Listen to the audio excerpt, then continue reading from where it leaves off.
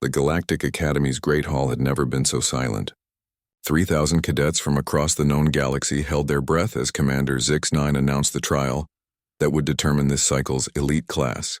Even the usually chattering Vorten delegates had fallen mute, their crystalline forms refracting the harsh Academy lights in nervous patterns. "Kepler 438c, the commander's voice echoed through the vast chamber. "Gravity 3.2 times standard. Atmospheric pressure 0.8 standard with trace toxins. Temperature range -40 to +60 Celsius. Predator density extreme. Survival time for most species without environmental suits, approximately 4 hours." A collective shudder rippled through the assembled cadets. Kepler 438c wasn't just dangerous, it was legendary. The planet where the infamous Hegemony Death Corps had trained their most elite soldiers. The same world that had claimed the lives of over 60% of all previous trial participants. "You will survive for 72 hours, Commander Zix-9 continued, his 4 eyes scanning the crowd with practiced indifference. No equipment beyond basic clothing.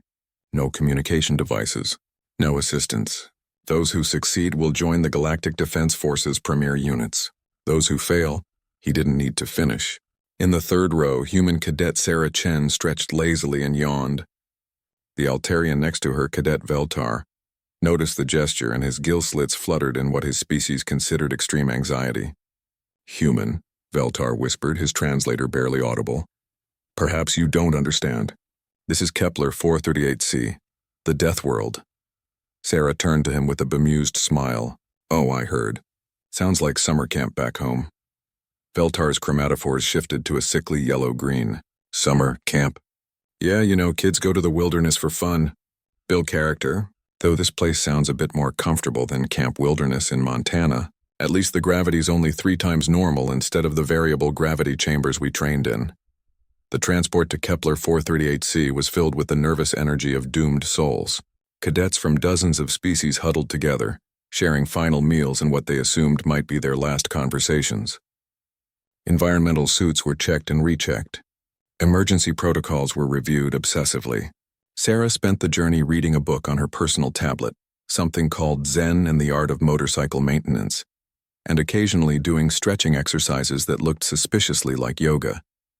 When the transport reached the drop zone, the bay doors opened to reveal a landscape that would have made Dante weep. Jagged obsidian peaks jutted from pools of sulfurous mist. Strange, twisted trees with metallic bark dotted the horizon, their leaves occasionally sparking with bioelectric discharge. In the distance, something that looked like a cross between a saber-toothed tiger and a freight train let out a roar that made the transport's hull vibrate. The other cadets filed out with the solemnity of a funeral procession.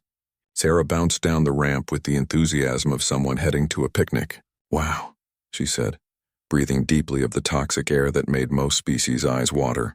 "Reminds me of New Jersey, but with better air quality." The first day was a massacre. Of the 50 cadets dropped in Sarah's sector, 12 were eliminated within the first hour.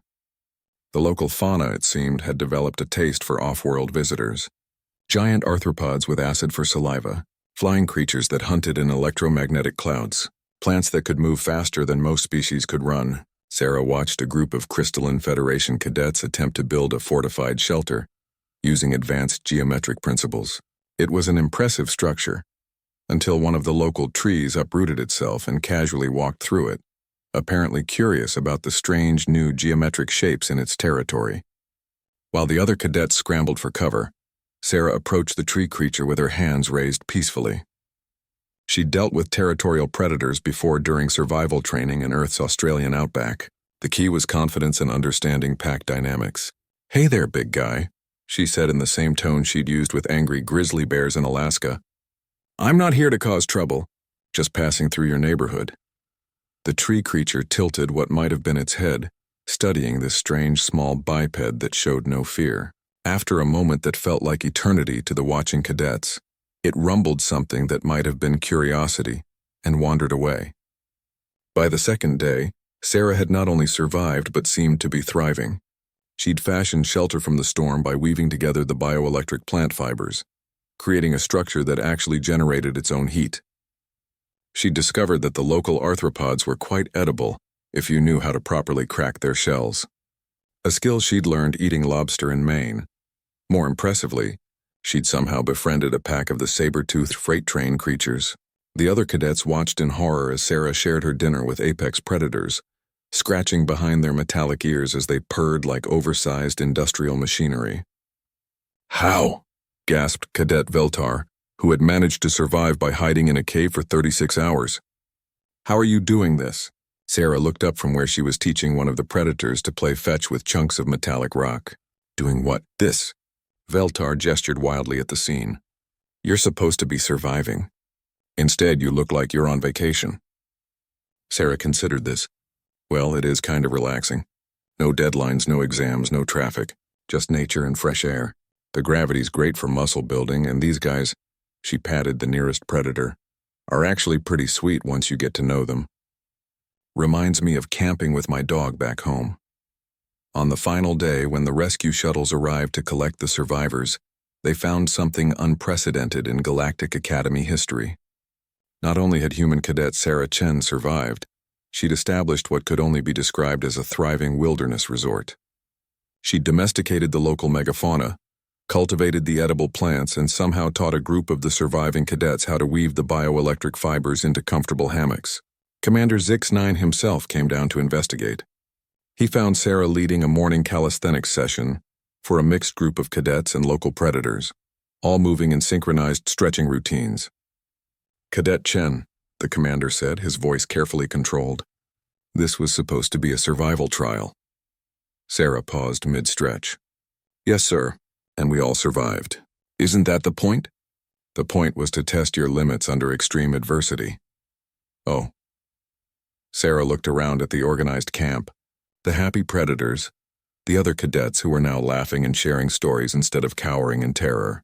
"Should I have made it harder somehow? Because I was thinking maybe next time we could try Proxima Centauri b. I hear the radiation storms there are really challenging." Later, in his official report, Commander Zix-9 would write, "Human cadet demonstrates unprecedented adaptation capabilities.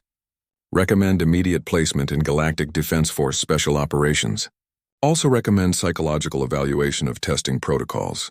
It appears we may have been thinking too small."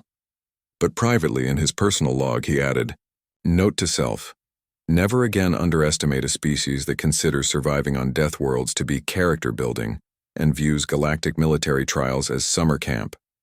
These humans are either the bravest species in the galaxy or the most insane, possibly both."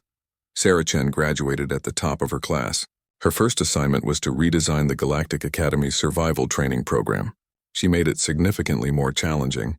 After all, Earth kids needed proper preparation before they went to summer camp.